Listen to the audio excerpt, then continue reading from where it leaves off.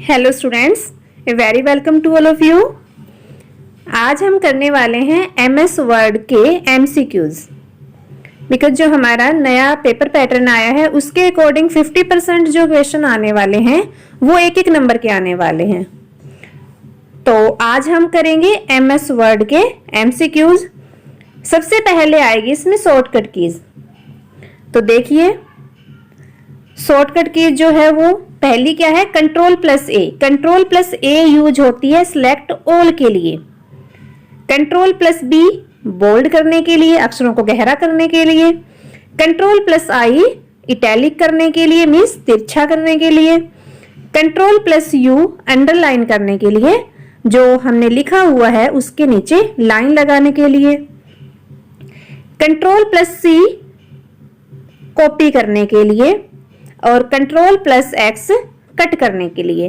तो यहाँ पे आप देखिए कि हम मोस्टली क्या करते हैं स्टूडेंट्स, जैसे पहला वर्ड उठा लिया, बोल्ड के लिए बी यूज हो रहा है, इटैलिक करना है तो आई यूज हो रहा है। तो यहाँ पे हमें कंफ्यूज नहीं होना कि कंट्रोल प्लस सी जो यूज हो रहा है वो कॉपी के लिए यूज हो रहा है और कंट्रोल प्लस एक्स जो यूज हो रहा है वो कट के लिए यूज हो रहा है।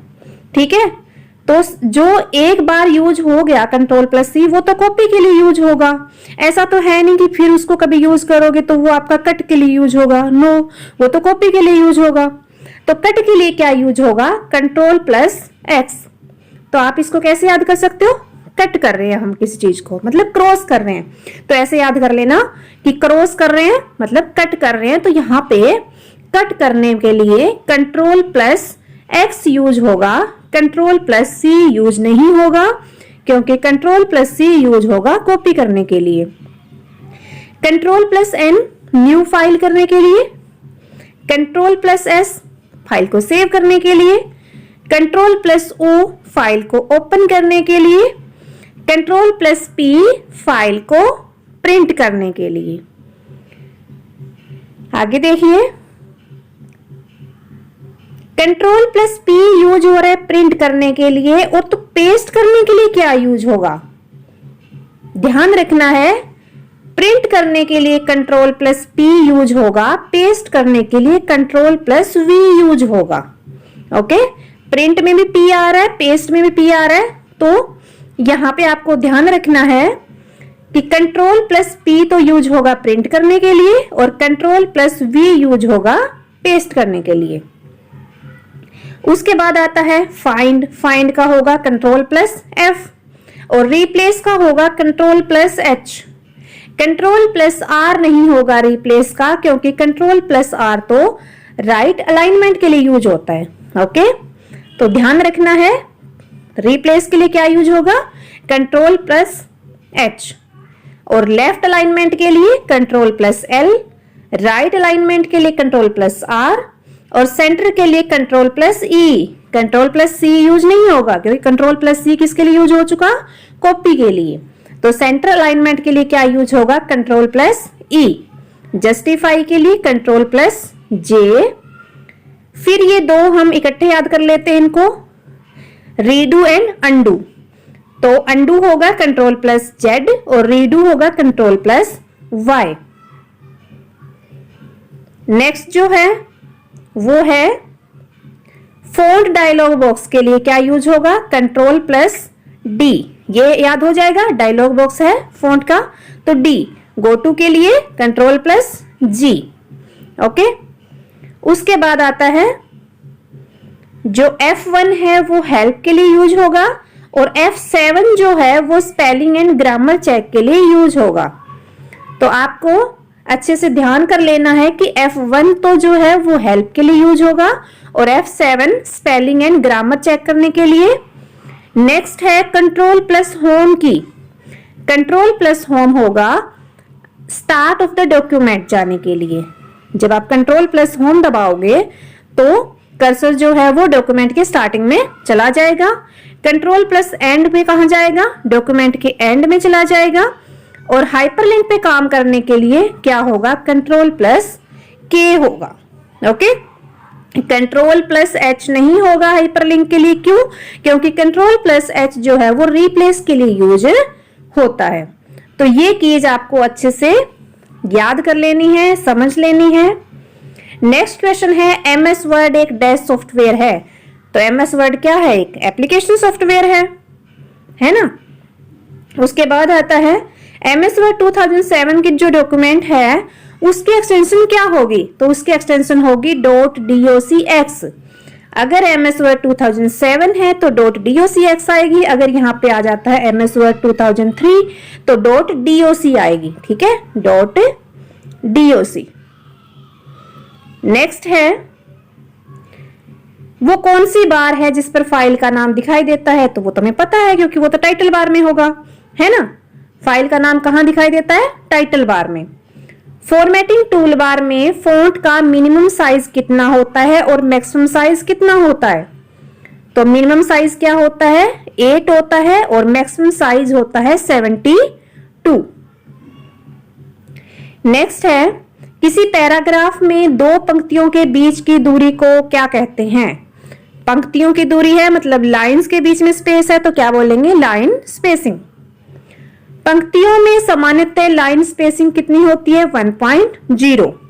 एमएस वर्ड 2007 में कितनी टैब्स होती हैं? 7 टैब्स होती हैं। कौन सा बटन जो है वो फॉन्ट के स्टाइल को बदलने के काम आता है? Font button. ठीक है। नेक्स्ट क्वेश्चन है डैश फॉन्ट के साइज को बढ़ाता है? ग्रो फॉन्ट या श्रिंक फॉन्ट? ग्रो।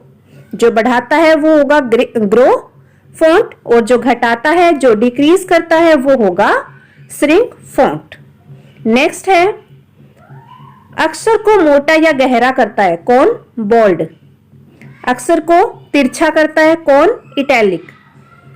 और कौन सा बटन है जो अक्षरों के नीचे एक लाइन लगाता है? Underline button. उसके बाद है कि जो रूलर है वो 2 टाइप के होते हैं। कौन कौन से? हॉरिजॉन्टल और वर्टिकल रूलर। ओके, रूलर जो है वो 2 टाइप के होते हैं, हॉरिजॉन्टल और वर्टिकल। इसी तरह जो स्क्रॉल बार होती है वो भी 2 टाइप की होती है, हॉरिजॉन्टल और वर्टिकल।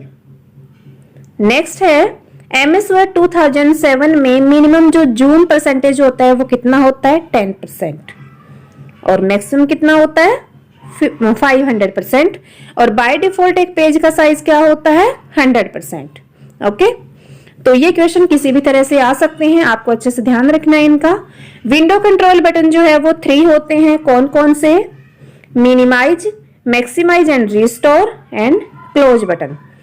जब हम क्या करते हैं? मिनिमाइज बटन प्रेस करते हैं तो जो हमारी यहाँ पे जो विंडो खुली होती है वो टास्क बार में छुप जाती है और वो मैक्सिमाइज जो है उसको मैक्सिमाइज करने के लिए यूज होता है, क्लोज करने के लिए यूज होता है। उसके बाद है कि होम ग्रुप जो है वो कहाँ होता है? तो होम ग्रुप कहाँ होता है? फॉन्ट ग्रुप कहाँ होता है? होम टैब में होता है। ओके, फॉन्ट ग्रुप कहाँ होता है? होम टैब में होता है। और फॉन्ट ग्रुप में कौन कौन से बटन्स होते हैं? फॉन्ट ग्रुप में होते हैं font size, grow font, shrink font, clear formatting, bold, italic, underline, strike through, subscript, superscript, change case, font colour, text, highlight, colour. ये सारे जो ऑप्शन होते हैं वो फॉन्ट ग्रुप में होते हैं। तो आपको क्या करना है? ये सारे जो नाम लिखे हुए हैं ये अच्छे से याद कर लेने हैं कि ये कौन से ग्रुप में होते हैं। कौन से में होते हैं? फॉन्ट ग्रुप में। और फॉन्ट ग्रुप कौन सी टैब में होता है? होम टैब में। ओके, नेक्स्ट है जो टेक्स्ट अलाइनमेंट है वो कहाँ होता है? जो टेक्स्ट अलाइनमेंट है वो होता है होम टैब के पैराग्राफ ग्रुप में, जिसमें हम क्या करते हैं? टेक्स्ट को अच्छे से अरेंज कर सकते हैं। तो जो टेक्स्ट अलाइनमेंट है वो कितने टाइप का है? 4 टाइप का। Left alignment, right alignment, centre alignment और जस्टिफाई। इनकी शॉर्टकट फॉर्म जो है वो की जो है वो हम देख चुके हैं पहले ही। लेफ्ट की Ctrl+L, राइट की Ctrl+R, सेंटर की Ctrl+E, जस्टिफाई की Ctrl+J। उसके बाद आता है सबस्क्रिप्ट एंड सुपरस्क्रिप्ट। सबस्क्रिप्ट क्या होगा? जैसे कि हमने H2O लिखना है तो हम क्या करते हैं? H और जो O लिखे हैं, जो नॉर्मल पोजीशन पे जो अक्षर लिखे हुए हैं उनसे नीचे अगर कुछ लिखना हो, जैसे 2 लिखा हुआ है ना, तो नॉर्मल पोजीशन से नीचे दूसरे अक्षर को लिखने के लिए क्या यूज होगा? सबस्क्रिप्ट यूज होगा। और नॉर्मल पोजीशन से ऊपर अक्षर को लिखने के लिए क्या यूज होगा? सुपरस्क्रिप्ट। ठीक है, जैसे कि XK हो गया। उसके बाद आता है चेंज केस में कितने टाइप के केस होते हैं? चेंज केस जो ऑप्शन होता है वहां पे 5 टाइप के केसेस होते हैं। कौन कौन से? सबसे पहले आता है sentence case, then lower case, upper case, capitalise each word case, toggle case. Okay, तो सेंटेंस केस में क्या होगा? सेंटेंस केस जो है वो पहले अक्षर के, जो पहला वर्ड लिखा हुआ है उसका पहले अक्षर को क्या कर देगा? कैपिटल कर देगा। जो हमने सेंटेंस लिखा हुआ है उसका हर एक सेंटेंस के पहले शब्द के पहले अक्षर को बड़ा बना देगा। लोअर केस क्या करेगा? जो भी हमने चुना हुआ सिलेक्ट है हमारा, जो भी हमारा सिलेक्टेड टेक्स्ट है उसको क्या कर देगा? स्मॉल केस में चेंज कर देगा, मतलब उसको लोअर केस में चेंज कर देगा। और अपर केस वाला क्या करेगा? जो भी हमारा सिलेक्टेड टेक्स्ट है उसको बड़ा बना देगा, कैपिटल लेटर में चेंज कर देगा। कैपिटलाइज ईच वर्ड, मतलब हर एक वर्ड का जो पहला अक्षर है उसको बड़ा बना देगा। ओके, चुने हुए प्रत्येक शब्द के पहले अक्षर को बड़ा बना देगा, बाकी छोटा कर देगा। टॉगल केस में क्या होगा? पहले से चुने हुए केस को उल्टा कर देगा। अगर हमने पहले से कैपिटलाइज ईच वर्ड लगा रखा है, ओके, तो कैपिटलाइज ईच वर्ड में क्या होगा? हर एक अक्षर जो है वो पहला जो होगा इसका वो बड़ा होगा। जैसे हमने लिखा हेलो वर्ड, तो हेलो का H बड़ा होगा और वर्ड का W बड़ा होगा। तो टॉगल केस क्या करेगा? इसका उल्टा कर देगा। जो अक्षर बड़े हैं उनको छोटा कर देगा और जो छोटे हैं उनको बड़ा कर देगा। तो ये है टॉगल केस। नेक्स्ट आता है होम टैब के अंतर्गत कौन कौन से ग्रुप्स आते हैं? तो होम टैब के अंतर्गत आते हैं ग्रुप क्लिपबोर्ड, फॉन्ट, पैराग्राफ और स्टाइल्स। ठीक है, और जो पैराग्राफ ग्रुप होता है वो कहाँ होता है? होम टैब में।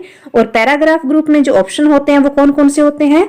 बुलेट एंड नंबरिंग, अलाइनमेंट, ये चारों अलाइनमेंट होते हैं, लाइन स्पेसिंग, ये सारे जो हैं बटन्स उसमें होते हैं। उसके बाद आता है कि जो फाइंड एंड रिप्लेस का जो ऑप्शन है वो कौन से ग्रुप में होता है और कौन सी टैब में होता है? तो फाइंड एंड रिप्लेस का जो ऑप्शन है वो एडिटिंग ग्रुप में होगा, और एडिटिंग ग्रुप कहाँ होगा? होम टैब में होगा। ओके, और ये वाले जो बटन है, पिक्चर है, क्लिप आर्ट है, शेप्स है, स्मार्ट आर्ट है, हम ये कहते हैं ना कि पिक्चर इंसर्ट कर दें, क्लिप आर्ट इंसर्ट कर दें, शेप्स इंसर्ट कर दें, तो ये कहाँ मिलेंगे आपको? इंसर्ट टैब में। ओके, टैब कौन सी है इसकी? इंसर्ट। और ग्रुप कौन सा है? इलस्ट्रेशन। ठीक है, picture, clip art, shape, smart art, ये सारे जो हैं वो इलस्ट्रेशन ग्रुप में होम टैब में मिलेंगे। टेबल ऑप्शन कहाँ मिलेगा? टेबल ऑप्शन टेबल ग्रुप के इंसर्ट टैब में। पहले हम इंसर्ट टैब पे जाएंगे, वहां पे टेबल ग्रुप में टेबल का ऑप्शन मिलेगा। वर्ड आर्ट का ऑप्शन कहाँ होगा? ग्रुप तो होगा टेक्स्ट, और टैब कौन सी होगी? Insert. Header and footer, page number, ये कहाँ मिलेंगे? ये भी मिलेंगे हमें हेडर एंड फुटर ग्रुप में और इंसर्ट टैब में। ओके, तो जो चीज हम इंसर्ट कर रहे हैं वो हमें कहाँ मिलेगी? इंसर्ट टैब में।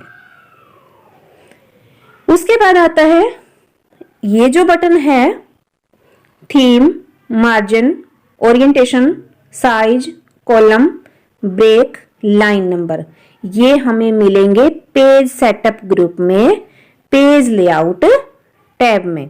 जो ऊपर टैब्स होती हैं वहां पेज लेआउट टैब होगी, और उसमें कौन सा ग्रुप होगा? Page setup group. Page setup group में ये सारे ऑप्शन हमें मिलेंगे।